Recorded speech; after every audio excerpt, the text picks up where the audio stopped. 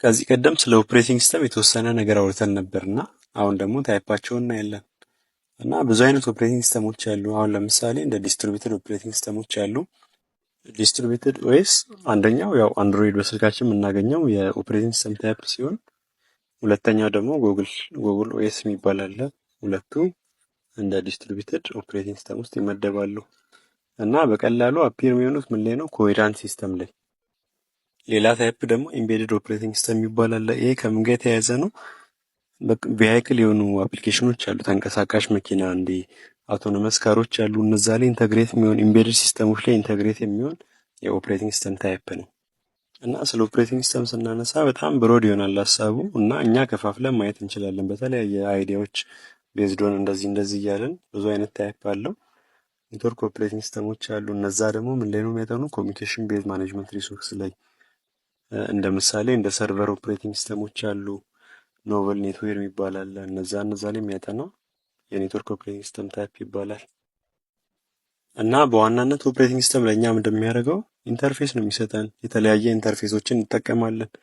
ለምሳሌ በፊት ላይ እንደ ዶስ የሆኑ ኦፕሬቲንግ ሲስተሞች አሉ። ዲስክ ኦፕሬቲንግ ሲስተም ወይ ደግሞ ኤምኤስ ዶዝ የሚባል አለ፣ ኤንቲ ዊንዶ የሚባል አለ። እያለ በየዓመተ ምህረቱ አፕዴት እየሆነ እየተሻሻለ ወደ አሁን ባለንበት እኛ ሀገር ላይ በደንብ የምንጠቀመው አለ ዊንዶ ላይ መጥቷል። እና ያም እንደሚያደርገው እኛ እንደ ግራፊካል ዩዘር ኢንተርፌስ እንድንጠቀም አድርጎናል ማለት ነው።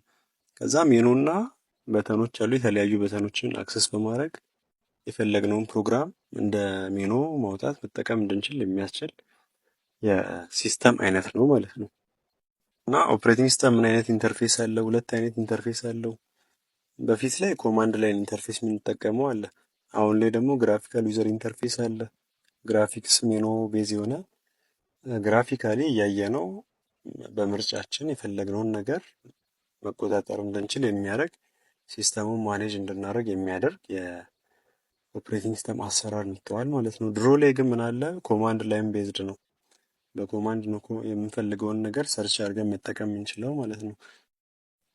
ኦፕሬቲንግ ሲስተም በተለያየ መንገድ ልናስበው እንችላለን። እንደ ፕራይቬሲ ፎከስ የምናደርግ ከሆነ እንደ ላይኖክስ ወይ ደግሞ ኡቡንቱ መጠቀም እንችላለን። በጣም ለሴኩሪቲ በጣም ምርጥ እና ተመራጭ የሆኑ የኦፕሬቲንግ ሲስተም ታይፖች አሉ። ኦፕን ሶርስ ናቸው፣ ፍሪ የምናገኛቸው ናቸው። እነሱን በመጠቀም የራሳችንን ሶፍትዌር መስራት እንችላለን። ፍሪ አክሰስ ነው፣ እሱኛውም በቀዳሚነት መውሰድ እንችላለን ማለት ነው።